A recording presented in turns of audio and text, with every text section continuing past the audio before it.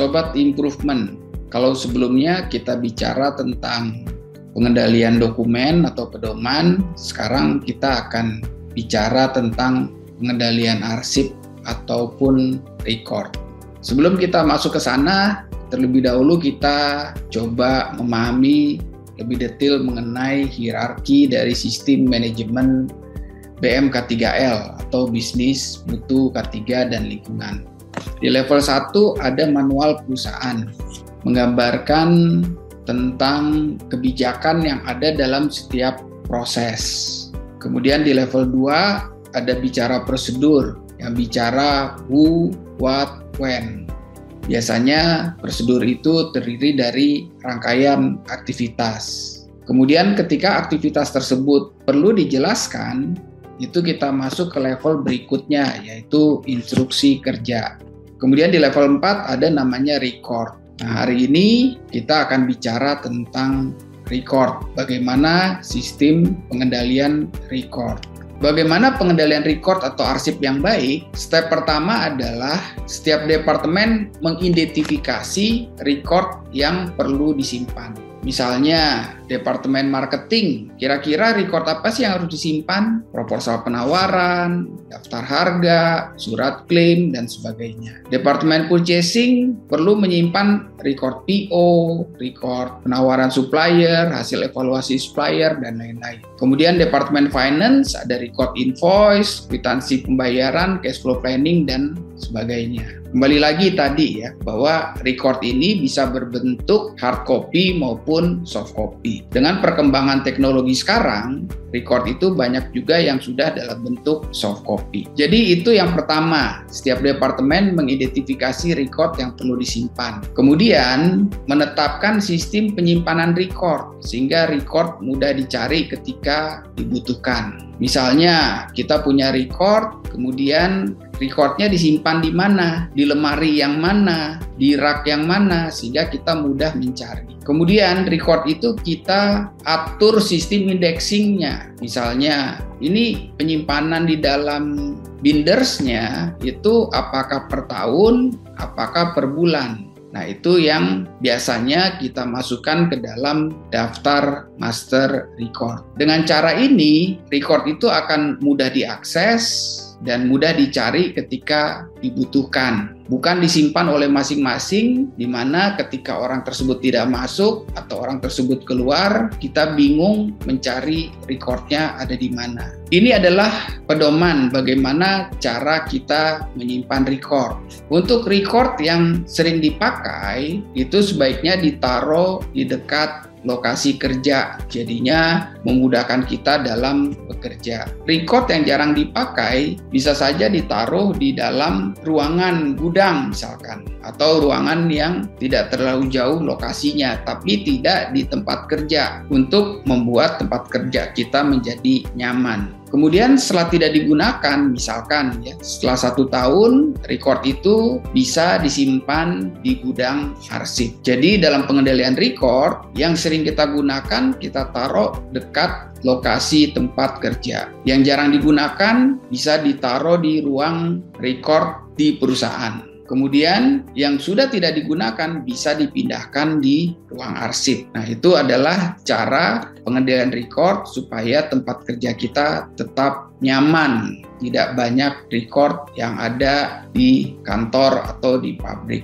Kemudian bagaimana penyimpanan record hard copy pada gudang arsip? Nah, biasanya kita pun harus ikut mengatur. Misalkan ya, kita cek masa simpan di lokasi. Di beberapa tempat setiap akhir bulan, record yang ada di lokasi dipindahkan ke arsip, serah terima ke gudang arsip. Kemudian kalau misalkan di arsip sudah tidak digunakan lagi record tersebut, misalnya kita pindahkan ke tempat lain, bisa saja ke gudang khusus arsip atau tempat lainnya, bisa di internal perusahaan ataupun di eksternal perusahaan. Kemudian ketika ada peminjaman arsip, yaitu harus dicatat sehingga bisa ditelusur ketika ada record yang hilang. Dan jangan lupa ketika ada peminjaman itu harus juga dipastikan bahwa record yang dipinjam sudah dikembalikan sehingga record record tersebut tidak hilang. Namun sekarang ini dengan perkembangan zaman, banyak juga record-record yang sudah disimpan ke dalam soft copy sehingga tidak lagi dalam bentuk hard copy. Jadi pengendalian record atau arsip tadi kita sudah bahas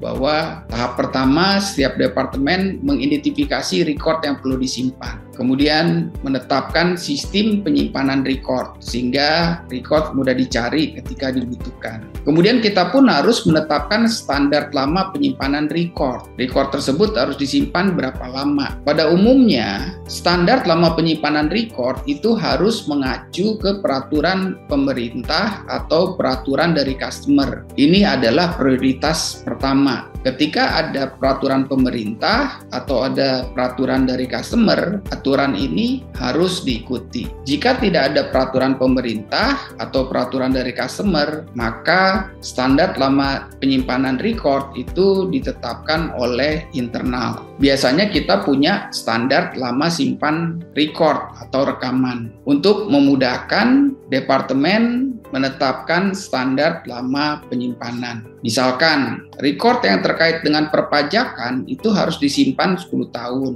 Nah, kemudian perusahaan juga bisa menetapkan kebijakan untuk penyimpanan jenis-jenis record yang ada di perusahaan. Misalnya, perusahaan menetapkan record business plan itu harus disimpan 5 tahun dan seterusnya. Setelah kita tetapkan lama simpan record, kita kemudian menetapkan sistem pemusnahan record. Tadi di awal kita kenal jenis record, ada yang konfidensial, ada juga yang umum. Record yang konfidensial itu dihancurkan, tidak boleh digunakan untuk menjadi recycle paper. Record umum boleh dijadikan recycle paper. Nah, pada umumnya sistem pemusnahan record ini kita atur di dalam daftar master record. Ya, kita lihat di sini, dalam tabel ini kita kategorikan record tersebut masuk kategori konfidensial atau umum. Setelah dikategorikan sebagai konfidensial, maka record tersebut harus dihancurkan. Kalau dikategorikan sebagai umum, record bisa dijadikan sebagai recycle paper. Kemudian setelah kita menetapkan 4 poin, departemen mengidentifikasi record yang perlu disimpan, menetapkan sistem penyimpanannya, menetapkan standar lama penyimpanan, menetapkan sistem pemusnahan record, kemudian kita menetapkan cara memelihara record. Record harus dipelihara sehingga record itu terhindar dari kerusakan, kehilangan, dan diakses oleh orang yang tidak berwenang. Kehilangan misalnya akibat pengambilan record tidak dicatat, akibat peminjaman record tidak dikembalikan. Nah, hal-hal seperti ini harus kita kontrol sehingga tidak terjadi kehilangan record. Kerusakan bisa terjadi karena gudangnya bocor misalkan, atau recordnya dimakan tikus atau rayap. Nah, oleh karena itu gudang penyimpanan record itu harus bisa menjaga supaya recordnya tidak rusak. Record pun harus dipelihara sehingga tidak bisa diakses oleh orang yang tidak berwenang. Oleh karena itu perlu ditetapkan hak akses untuk bisa mengakses record. Berikut ini contoh flowchart mengenai sistem pengendalian record. Pertama, identifikasi record atau rekaman yang perlu disimpan. Kemudian dicatat dalam master list record. Setelah itu, tetapkan standar lama simpan. Jika ada ketentuan pemerintah atau ketentuan customer, maka standar lama simpan harus mengikuti standar yang telah ditetapkan oleh pemerintah atau customer. Jika tidak ada, maka perusahaan bisa menetapkan standar lama penyimpanan sesuai aturan internal. Kemudian master recordnya diperiksa atau disetujui. Maksud diperiksa ini adalah mengenai record-record apa yang harus disimpan. Recordnya masuk kategori konfidensial atau umum. Recordnya harus disimpan berapa lama. Jadi yang di approve itu adalah sistem penyimpanan recordnya. Ya, jika tidak disetujui maka dilakukan revisi. Langkah selanjutnya, perusahaan atau karyawan harus mengikuti standar sistem penyimpanan yang telah ditetapkan. Jadi, setiap karyawan itu menyimpan rekaman sesuai standar ketentuan. Kemudian direview masa berlaku penyimpanan record. Misalnya record disimpan di lokasi 1 bulan, kemudian dipindahkan ke gudang departemen. Setelah 1 tahun dipindahkan ke gudang arsip perusahaan.